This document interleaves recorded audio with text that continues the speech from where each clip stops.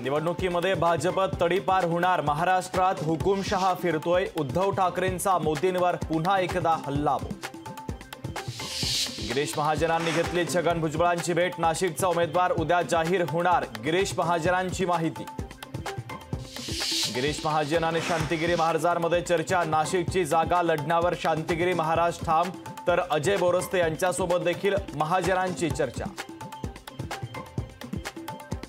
उत्तर मुंबईमधून काँग्रेसचा उमेदवार ठरला। भूषण पाटील यांना काँग्रेसकडून उमेदवारी जाहीर। पियुष गोयल यांच्या विरोधात भूषण पाटील मैदानात।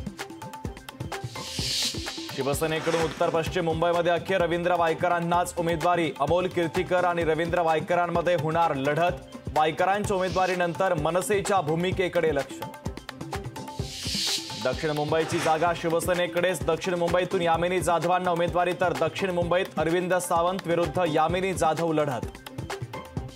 प्रचार सभांमध्ये भटकत्या आत्म्यांचा सुळसुळाट। पंतप्रधान मोदींच्या वक्तव्यानं राजकारण तापलं।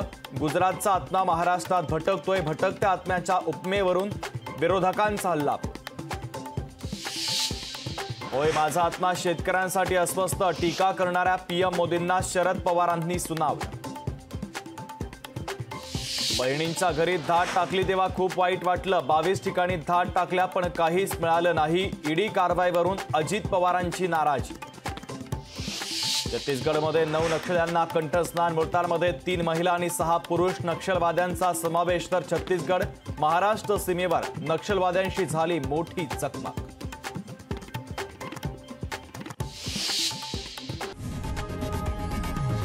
लोकशाही मराठी ऐका, पहा, जागरूक रहा।